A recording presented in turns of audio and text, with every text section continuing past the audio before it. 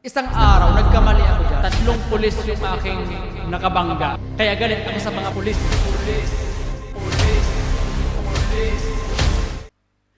Hello mga kasangga! Kumusta po kayo dyan? Sana po ay nasa mabuti po kayong mga kalagayan. Lagi ka bang nagagalit? O madalas kang mairita? O madalas bang sumasama ang iyong loob? O marami ka pa rin dyang kinikimkim sa loob mo na hindi mo mailabas-labas? O yung para bang lagi ka nalang galit sa iyong buhay. Katulad mo, kung ganyan din yung mga pakiramdam mo at ganun din yung madalas na nararamdaman mo sa sarili mo, yung para bang hindi mo makontrol yung emosyon mo, pues samahan nyo ako hanggang dulo at ibabahagi ko sa inyo ang mga paraan kung paano ba natin ma-handle ito na makakatulong sa ating buhay. Kung ngayon lamang po tayo nagkasama, ako nga po pala si Jumil, isa po akong full-time na empleyado na nagtatrabaho sa isang manufacturing company. Pero bago yan, ito muna ang kwento. Noong araw, nung taong 2015, bago ako pumunta dito sa Australia, habang naghihintay ako ng aking flight papunta dito dahil meron na nga rin akong visa, na working visa, natingga nga ako sa Pinas ng isang taon dahil nung time na yon nagka-problema yung sitwasyon ko dito na pagpunta dito sa Australia dahil humina yata nung time na yon yung industry ng aking trabaho. So, hinold muna nila ako sa pagpunta dito. So, nag-stay ako sa Pinas ng mahigit isang taon. At isa nga sa mga naisip kong paraan noon ay yung magbenta nga ng isda. Pero bago pala yon, nung nagtinda ako ng isda, nag-tricycle muna ako. Nagpasada ako ng tricycle. So, yung sa tricycle na iyon, nung una, ayos naman. Nagta-tricycle ako sa around sa Naga City, sa Bicol. Dahil doon ako naglagi nung mga time na yon. Nung una, ayos naman. Papasada ako, ruta doon, ruta dito. Pero ito na ngayon yung naging problema. Sa hindi ko naman sinasadya at madalas na mangyari, nakabanggaan ko ngayon yung mga pulis. Yung mga pulis na nasa kalsada, yung nag-assist ng mga traffic. Bilang ako naman ay naghahanap buhay lang din sa pagta-tricycle habang naghihintay-hintay nga ako ng flight ko dito sa Australia. Nagkaroon ako ngayon ng isang sitwasyon na nung mga panahon na iyon, tatlong pulis yung aking nakabangga sa magkakaibang sitwasyon. Ganun po yung aking karanasan noon. Kaya galit ako sa mga pulis. Di, joke lang po yon. Hindi sa galit. Kung baga, may karanasan tayo na hindi ko malilimutan. Yung mga pulis po dyan, ay saludo po ako sa inyo. Mataas po yung mga respeto ko sa inyo. At may mga kabatch din akong mga pulis na ngayon ay nasa serbisyo. So ito pong karanasan na ito, isang araw, nagmamaneho ako ngayon ng tricycle. Tayo po ay maayos na nagmamaneho. Sumusunod po tayo sa mga batas trapiko, kung saan yung may mga sign na no U-turn or bawal pumasok, hindi po tayo umano dyan. As yung normal na nagta-tricycle, sunod po tayo dyan dahil alam naman natin na yung pagta-tricycle ay maliit lang po lamang ang kita dyan at kung magsusuway ka pa sa mga violations mo ay siguradong wala ka nang kikitain dyan. Kaya bilang ako po, nagta-tricycle ako, naghahanap buhay, sumusunod talaga tayo sa mga patakaran ng batas kalsada. So isang araw po dyan sa Naga City, sa may bandang SM, meron po dyan, nung araw dyan, nung wala pang mga ngayon kasi may mga traffic light na dyan sa buong Naga City. Noong araw, inabot ko pa yan na wala pang traffic light dyan. Nagsisimula pa lang yung traffic light dyan. So dyan po sa may bandang SM, sa may Panganiban, meron dyan,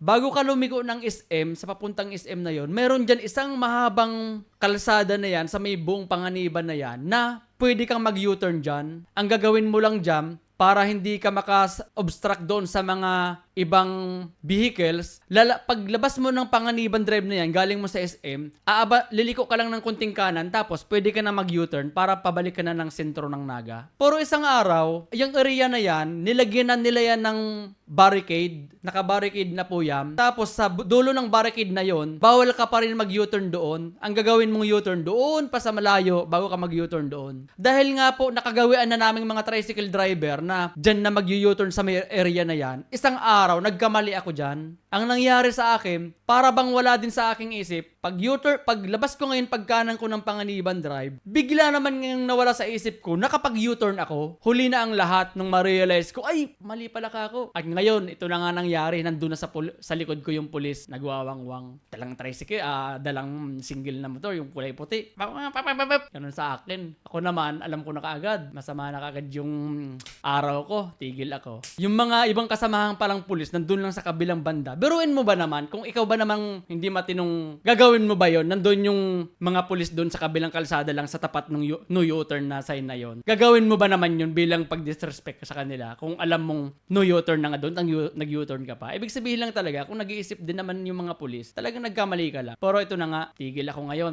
Oh, sir, pasensya na po ako dahil nga hindi ko po talaga napansin na nakalimutan ko talaga, sir. Sabi ko na alam ko naman ka kung no U-turn dyan, pero wala sir, nakalimutan ko talaga. Alam niyo namang dating hiwalayan dyan. Ay hindi, walang yun. Sabi nga ng pulis. Tandang-tanda ko pa yung itsura ng pulis na yun. Kahit ngayon, hanapin ko ngayon, tanda ko pang itsura eh. Ay hindi, walang ganun. Alam niyo naman, mga pulis, ginagawa lang din nila yung serbisyo nila, yung trabaho nila. Oo nga po ako, sir, kaya lang, talagang nakalimutan ko po talaga, may isa akong pasahero doon. Yung isang pasahero ko, awang-awa sa akin dahil nga, nahuli tayo eh. Sige, kumbaga, okay na yun. Pero nung time na yun, talagang matigas yung pulis, di ko mapakiusapan. Gawa din siguro ng nandun nga sa kabila yung mga kabaro niya. Kung papalampasin nga naman ako, ay baka pagtawanan siya doon. Malay natin. Kaya sabi ko, sir, pasensya na po ako kasi talagang hindi ko talaga sir napansin. Pero yun talagang totoo, talagang nawala sa sarili ko. Pagkakamali ko naman, kumbaga no explanations naman talaga. Pero yun naman talaga yung nangyari. Pero yung pulis nga, dahil nga sa hindi nga mapakiusapan, sa madaling salata, binigyan niya nga ngayon ako ng ticket. Pero ito naman pulis na ito, wala bang konsiderasyon? Dahil nga, dapat ang ibibigay niya lang sa akin doon ay city ordinance lang. Na yung pupunta lang ako sa City Hall, babayad ng maliit na amount at manunumpa ako doon na hindi na ako magbabiolate ulit. Biruin mo ba naman ang binigay sa akin ay LTO? Yung pupunta ka pa sa LTO, kukunin mo yung nung time na yon, pumunta ako ng LTO, nag-exam ulit ako doon na parang bago para makuha ko yung lisensya ko. At nagbayad ulit ako ng 2.5. Biruin nyo, ganun kalaki. Ako naghahanap buhay ng maayos, tao.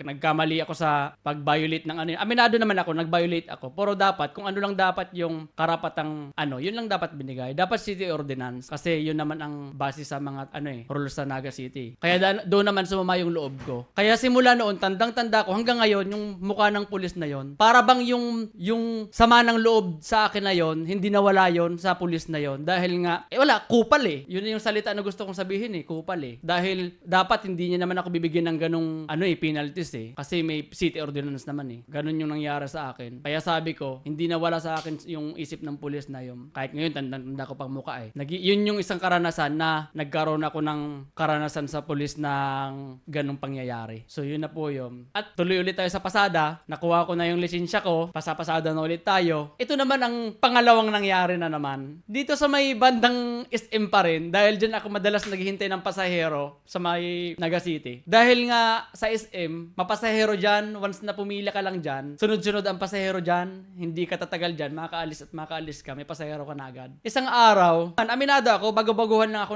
nagta-tricycle eh. Nung pag-uwi ko galing abroad, habang naghihintay ng flight dito sa Australia, yun yung naging ko, bago ako pumunta dito. Isa yun sa mga naging sideline ko. Kaysa naman umupo ako sa bahay, wala kang income, nag-iisip ka kung kailan ka alis. Ayaw ko ng ganun pakiramdam. Gusto ko may ginagawa ko. Pangalawang experience ko sa police, dito na naman sa bandang SM na naman, merong mga nakapila dun sa side. Nakapilang mga tricycle. So ako naman, naghihintay din akong pasahero. Pila-pila din ako. Hindi ko ngayon napansin na yung palang pila na yon ay bawal palang pumila doon. Dahil yung area pala na yun ay pinagbabawal nila ngayon na magkaroon ng mga pila ng tricycle doon. Dahil bawal eh. Kumbaga, hindi allowed doon eh. Hindi pala ang pilahan doon. Ay dahil nga nakita ko, ang daming nakapila. Mahigit 10 eh. Akalain mo ba naman na bawal pumila doon? Pumila din ako doon sa area na yon. Ito na ngayon, yung mga pulis na naman na nanguhuli ng sa police traffic ba na nanguhuli ng mga nag-violate. Harang-harang na naman kami. Huy.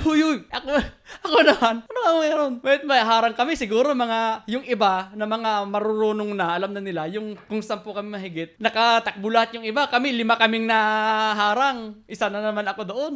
Kamot ulo na naman ako. Bakit?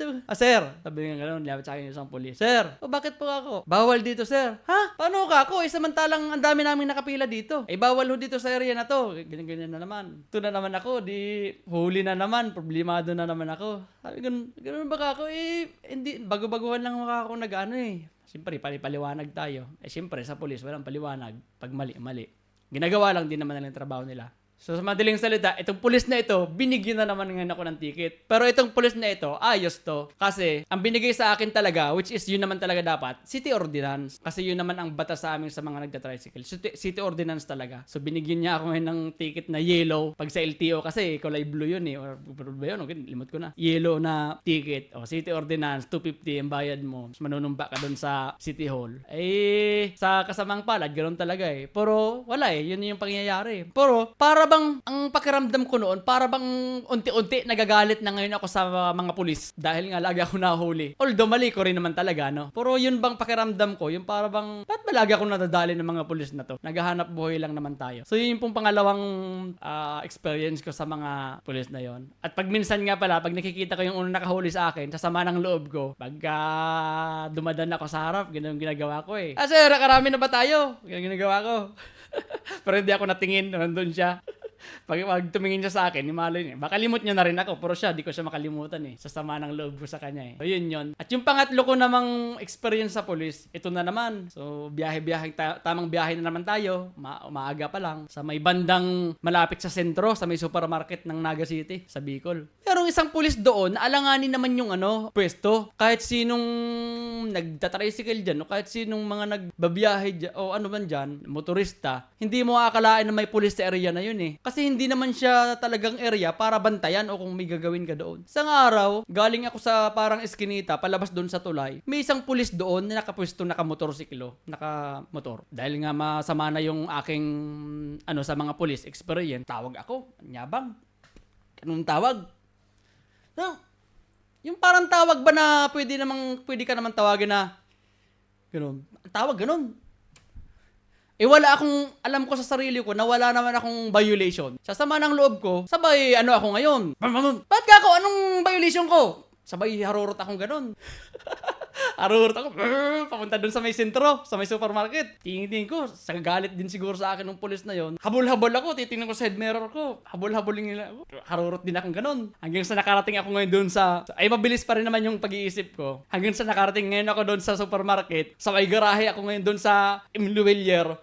Ito pa nga, yung mama na naglalakad lang ganun, nasagi ko pa ng kunti dito. Dahil nga ako talagang galit eh. High blood, wala man akong violation, habol-habol ako nito. Tawag-tawag akong kala mo, may violation ako makatawag. Ganun pa parang, mabagal na ako papuntang Ilmiwilier. May naglalakad ngayon na mama, kasi talagang, galit na ako eh. Nasagi ko pa ngayon yung mama, ay, Manong, kako, pasensya na ho kako. Pasensya na ho. Sobra akong nagpasensya kasi baka mapuruhan kong, buti hindi naman muntikan kong maadali. Nasagi lang naman. Ay, Manong, pasensya na ako. Yung police kasi ako, tinatawag ako eh. Wala man akong violation eh. Sabay parking ako sa malapit sa may Imluwelier. Ngayon, naabol ako ng police. Parking siya ganun. Bakit hindi ka nag-ano? Sabi ko ganun, police. Tawag lang naman kita. Bakit ka ako? Sabi ko ganun. Anong violation ko? Sabi ko ganun. Nagkapasada ka ako. Anong violation ko? Wala eh. Sabi niya, tinatawag lang naman kita eh. Para pasakayin ko sana yung doon eh. Naghihintay doon eh. Hindi ka ako. Bawal yun. Bawal yun na magtanggi sa pasahero. Bawal yun. Kasi pag pwede kang kasuhan doon kahit saan, di ba? Hindi ka ako. Magpapadala ako dito sa Imluwelier eh. Sabi ko ganoon eh. Saktong tigil ako doon sa Imluwelier.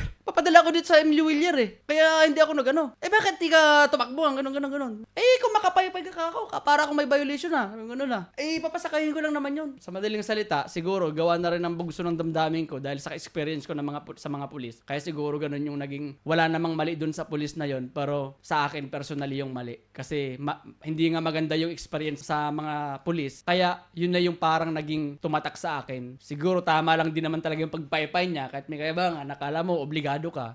Wala eh. Ganun yung experience ko noon eh na matagal ko nang tinatago-tago sa akin kung bakit ako laging na-involve sa mga pulis. So yung time na lang na yun, sabi ko, magpapadala ako sir sa Imluwelier, pasensya na, sabi ko ganun. Umalis na rin siya kasi sabi niya, umalis na rin siyang ganun. Wala namang doon, pero yun yung pangatlong ko sa mga pulis. Kaya sa mga pulis dyan, kumbaga hindi naman tayo violator. Kumbaga, yun lang yung mga naging experience ko. At saludo po ako sa mga kapulisan. Hindi po, alam kong ginagawa nyo lang po ang inyong mga tungkulin bilang pagsilbihan ng ating mga sibilyan. So, yun po yung karanasan ko na about sa, alam ko, more on, sa akin dun yung about sa emotion ko. Kung bakit na ganun yung karanasan ko sa pulis.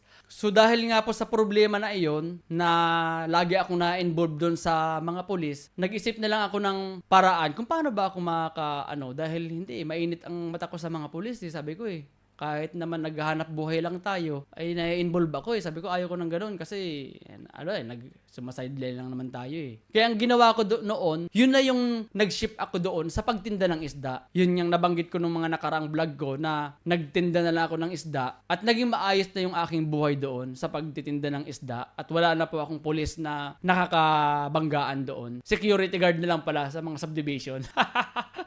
Pero yung involvement ko sa mga batas kalsada about sa pulis, wala na kasi hindi na ako nagda-tricycle eh. Ganon. Hindi na ako na babiolate, hindi na ako na tatawag basta-basta o sa mga bawal palang paradahan. Yun po, naging aking solusyon sa aking mga problema noon. Nagtinda ako ng isda at naging maayos-ayos naman yung aking pagtinda. Nakawala po ako doon sa sitwasyon na yon. Kaya sa mga karanasan po na yon, ito naman yung ibabahagi ko sa inyo. Kung papaano ba kontrolin ang iyong emosyon o yung magalit, ganon. Sabi po sa mga lumang katuruan na para raw makontrol mo yung iyong emosyon ay huminahon ka daw. Huminga ng malalim, mag-pause muna, saka bago ka raw mag-engage doon sa pangyayari na yun. Pues, kalokohan po ang lahat ng mga yon. Hindi po totoo yon. Dahil most of the time, pag kayong tao nagalit, wala na po yan sa tamang emosyon niya. Ang human responses natin, laging pag tayo galit, mag-response at mag-engage na kaagad doon sa sitwasyon na yon. Hindi na natin maisip na huminahon, huminga ng malalim, bago mag-engage. Hindi po. Tayo, pag ang tao nagalit, mag-i-engage tayo doon. Papaliwanag natin yung side natin kung bakit tayo nagagalit o bakit tayo galit sa pangyayari na yon. Kaya mali yung kasabihan na huminahon ka, huminga ng malalim. Hindi po totoo yun. Kasi yung tao, once magalit yan, ang lagi niyang isipin, madepensahan yung sarili niya, mailabas niya yung nasa saloobin niya, at ma-explain yung side niya. Kaya hindi po nag-work yung huminga ka ng malalim, mag-pause, bago mag-engage sa sitwasyon na yon. Hindi po totoo yun. Sinubukan ko rin po ang ganong klaseng turo.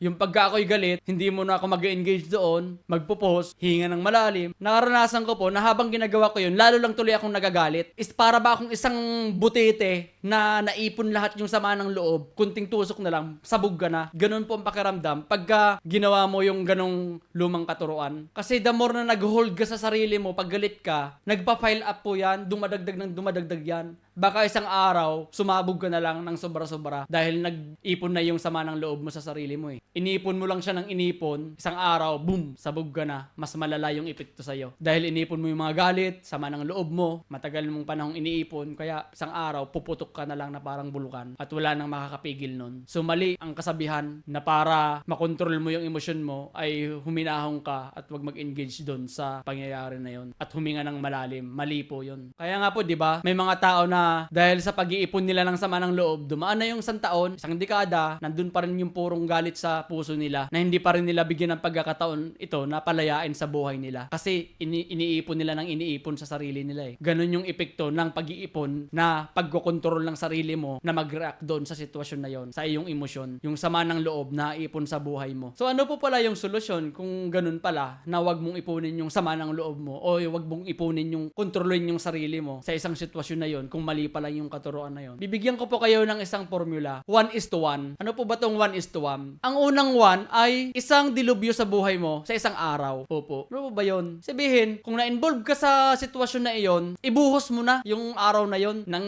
galit mo. Kung nagalit ka sa araw na yon, kung masama yung araw mo, ibuhos mo ng sama ng loob mo doon. Magmura ka, magluksa ka, makasalbahe ka, mag-react ka sa sitwasyon na yon. Huwag mong pigilin yung sarili mo. Kung ano yung gusto mong sabihin, sabihin mo. Kung may nakaaway ka, sabihin mo yung gusto mong sabihin. Huwag mong kimkimin, huwag mong ipunin sa loob mo. Ilabas mo yon kung ano yung gusto mong sabihin. Yun po yung isang araw na dilubyo sa buhay mo. I-accept mo yon, yung araw mo na yon, malas. Masama ang loob mo. Hindi maganda yung araw mo. Accept mo po yon, yung isang araw na yon na dilubyo sa buhay mo. At ano po ba tong isang pangalawang number 1 din equals to 1? Hayaan mo po yung isang araw sa buhay mo na maging dilubyo. Kung yung isang taon naman, yung isang 1, yung isang taon mo naman ay magkakaroon ka ng healing sa sarili mo. Healing na makapag-move on at mapatawad yung sarili mo at yung mga nanakit sa'yo at yung mga nakakompromiso mo sa isang taon na iyon. Di ba, nang meron kang isang araw na dilubyo sa buhay mo, kung yung isang buong taon naman ay paraan mo para mag-move on, magpatawad ka, humingi ka ng tawad, at mas epektibo po yun. Kaysa sa buong taon mo siyang inipon sa buhay mo, buong taon mong inipon yung sama ng loob mo, buong taon mong sinaktan yung sarili mo, nakimkimin yung nasa sa loob mo, at isang araw, boom, sabog ka na lang. At di mo po mapipigilan yon pag sumabog ka na ng parang bulkan. Kaya ang formula, isang araw na dilubyo equals to isang taon na paghihiling at pag-move on sa buhay mo. Kung kailangan mong umiyak sa isang araw na yun, iiyak mo. Kung kailangan mong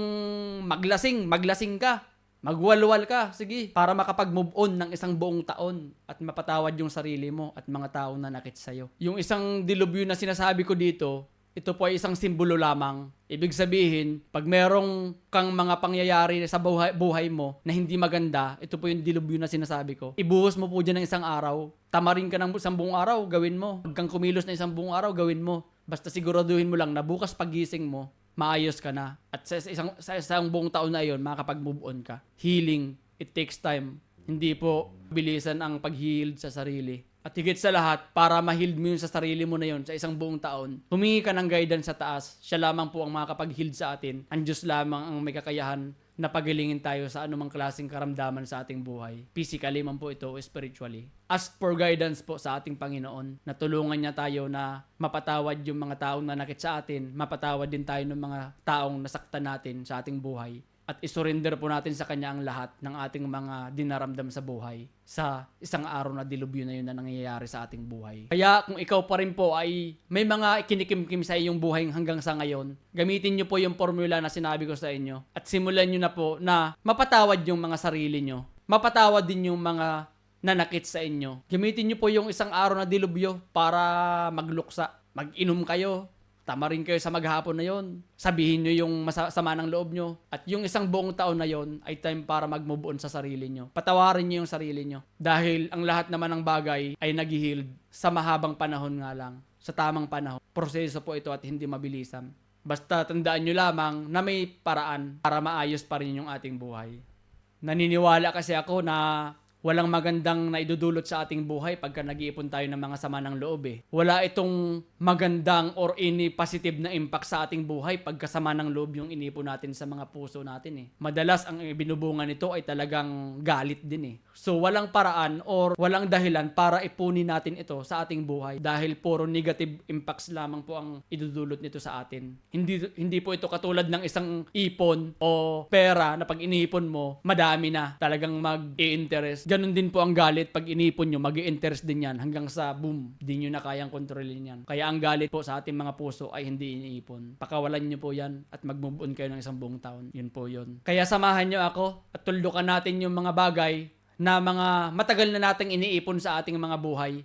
Tuldukan natin ito na mawakasan ang mga sama ng loob na ito sa ating buhay. Tuldukan natin at wakasan natin yung mga galit sa ating mga puso na matagal nang nananahanan sa ating mga buhay. Opo. Kaya kung meron ka mga karanasan na nagkamali ka sa mga buhay mo o marami kang pagkakamali gawa ng emosyon mo tulad ko, hindi pa po huli ang lahat para mabago yung buhay mo. Ang importante, nalaman mo at i-accept mo yung mga pagkakamali mo na iyon gawa ng emosyon mo at magsimula kang muli. Hindi pa huli ang lahat. Huwag mong sisihin ang sarili mo dahil sa pagkakamali naman na yun, doon ka naman natuto eh. At mas maayos mo ngayon yung buhay mo dahil sa pagkakamali mo na iyon. Kaya okay lang yan. Importante ngayon, magbago ka na. At alam mo na ngayon kung paano mo kontrolin yung iyong emosyon. Yun po yun. At kung ikaw po pala ay may lakas ng loob at handang baguhin ang iyong buhay, kahit palpak-palpak man ang iyong mga ginagawa sa buhay, pero meron ka pa rin kabutihan dyan sa puso mo, kahit marami kang pagkakamali gawa ng emosyon mo. Samahan niyo po ako sa aking ginawang FB group sa KAUPH. Ito po ay samahan ng mga Pilipinong malalakas ang loob at may malalaking pangarap. Samahan niyo po ako. Ilagay ko po yung comment sa taas at ilagay ko rin po sa baba. Samahan niyo po ako para makapag-discuss po tayo doon ng mga ideas at ng mga opinion paano pa maayos ang ating buhay. At